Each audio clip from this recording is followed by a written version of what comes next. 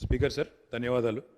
ఒక ముఖ్యమైన తీర్మానం మీద మాకు అవకాశం కల్పించినందుకు మీ ద్వారా సభకు ధన్యవాదాలు సార్. ముందుగా మా పార్టీ తరఫున గౌరవనీయులు గంగుల కమలాకర్ గారు, కడియం శ్రీహరి గారు, కాలేరు వెంకటేష్ గారు అందరూ చెప్పారు. నేను కూడా తిరిగి మళ్ళీ పునరుద్ఘాటిస్తూ ఉన్నా సార్.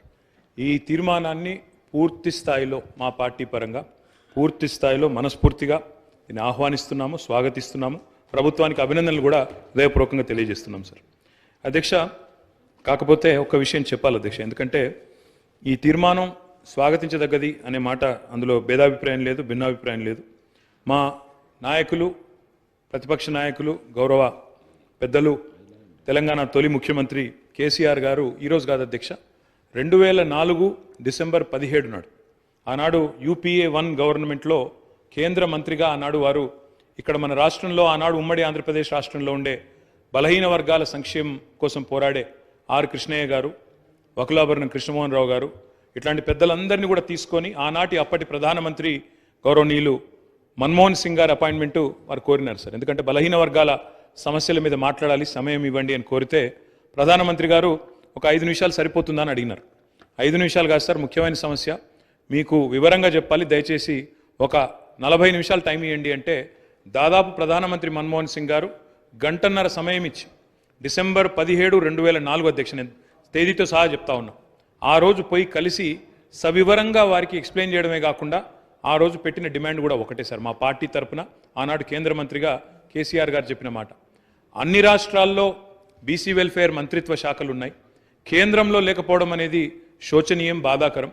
కాబట్టి ఓబీసీ వెల్ఫేర్ మినిస్ట్రీ ఖచ్చితంగా పెట్టండి ఆనాడు ఒక సహచర మంత్రిగా ఆ రోజు కేసీఆర్ గారు ప్రధానమంత్రి గారిని ఇక్కడ నుంచి మొత్తం సోదరులందరినీ కూడా తీసుకొని పోయి ఆ రోజు డిమాండ్ చేసిన విషయాన్ని కూడా నేను గుర్తు చేస్తా ఉన్నా అధ్యక్ష. ఆ రోజు డిమాండ్ చేయడమే కాదు, ముఖ్యమంత్రిగా ఆనాడు తెలంగాణలో 2014 తర్వాత ఒకసారి కాదు అధ్యక్ష, 2 సార్లు తీర్మానాలు కూడా చేసి పంపించినాము.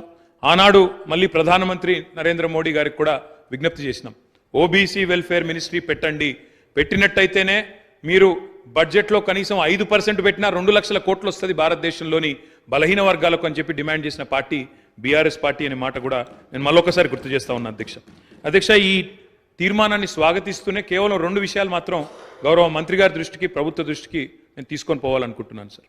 అధ్యక్ష, ఏ కార్యక్రమం చేపట్టినా ఇప్పుడే గౌరవనీయులు గంగుల కమలాకర్ గారు ఒక మంచి మాట చెప్పారు.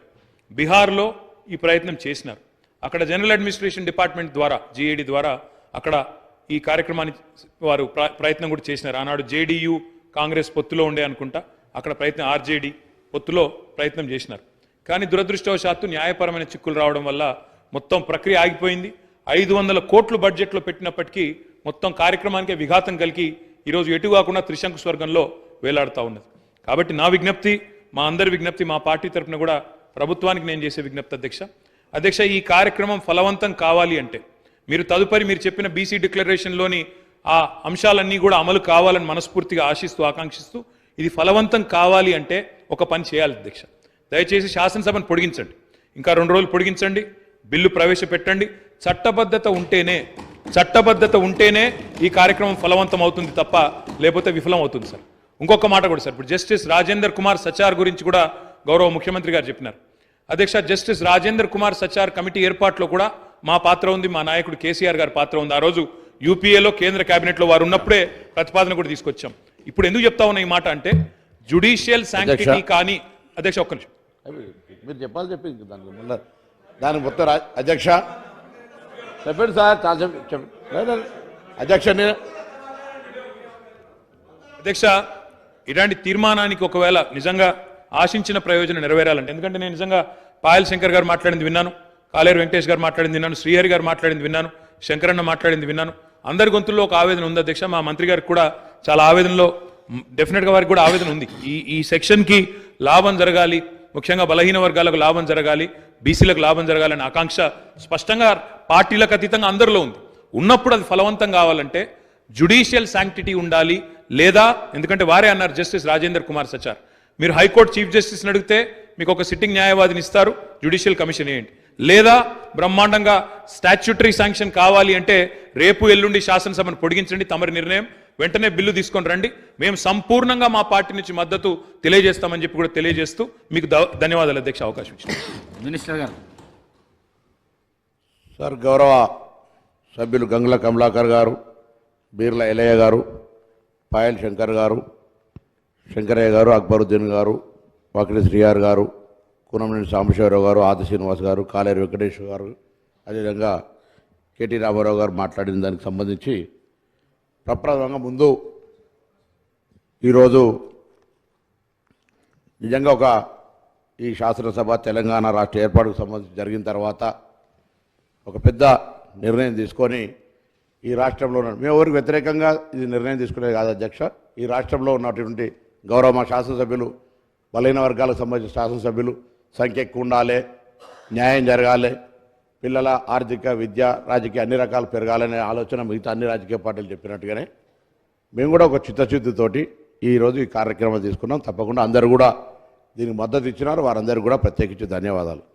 కానీ ఇందులో కొన్ని అంశాలకు సంబంధించి వారు లేవనెత్తినప్పుడు వారికి జవాబు చెప్పి ప్రభుత్వం తరఫున అందరి సహకారం అడుగుతాను. ఒకటి స్పష్టంగా చెప్తాను, ఇది విధి విధానాలకు సంబంధించి గౌరవ శాసనసభ్యుల్ని కావచ్చు, ఇందులో న్యాయం జరగాలి బలహీన వర్గాలకు అనేటువంటి ఆకాంక్షించే వాళ్ళు కావచ్చు, రాజకీయ పార్టీలు కావచ్చు, అందరికీ కూడా సహకారం తీసుకుంటూ ఎక్కడ కూడా వివక్షపూరితంగా ఏదో రాజకీయపరమైన అంశాలను తీసుకొని పోయేది. ఇది బలహీన వర్గాలకు న్యాయం జరగాలనేటువంటిది మా పార్టీ ఆకాంక్ష, మా ప్రభుత్వం ఆకాంక్ష అనే మాట ఈ సందర్భంగా మనం చేస్తున్నాం అధ్యక్ష.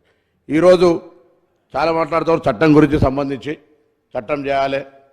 నాకు ఆశ్చర్యం అనిపించింది అధ్యక్ష, రాజకీయంగా తర్వాత మాట్లాడతాను. ముందు మీరు ఎవరైనా తెలుసుకోమని చెప్తాను. నేను గౌరవ ఇక్కడ కూడా వెంకటేష్ అన్న న్యాయవాది ఉన్నారు, లేదా గౌరవ సభ్యులు 2011 ఢిల్లీలో కేంద్ర ప్రభుత్వం చేసింది, ఆనాడు యూపీఏ ప్రభుత్వం, నేను కూడా సభ్యుడిని. అప్పుడు ఏర్పడినటువంటి కేంద్ర ఓబీసీ పార్లమెంటరీ కమిటీలో సభ్యుడిగా దాదాపు ఈ దేశంలో ఉన్న 20 రాష్ట్రాలు తిరిగే అవకాశం వచ్చింది. తప్పకుండా బలహీన వర్గాల పట్ల ఒక కమిట్మెంట్ ఉంది. డిగ్రీ చదువుకునే విద్యార్థి రాజకీయాల్లో ఆనాడు మురళీధర్ కమిషన్ లోపల మరి కార్యక్రమం తీసుకున్నప్పుడు మరి తెలుసు పరిస్థితి, మండలం పేరు మీద కమ్మటలను తీసుకొచ్చినటువంటి పరిస్థితుల్లో కూడా మండల్ గెలవాలని కోరాడుకున్నటువంటి వాళ్ళ ఆనాడు నుంచి వచ్చిన బిడ్డగా నేను అందరూ కోరుతాను, గౌరవ సభ్యులు కూడా సభను కూడా 2011లో కూడా ఎటువంటి చట్టం చేయకుండానే క్యాష్ సెన్స్ జరిగిందవా, ఇది ఒక ప్రభుత్వ నిర్ణయం. ఈరోజు కూడా మీరు ఎవరు కూడా అనుమానపడాల్సిన అవసరం లేదు.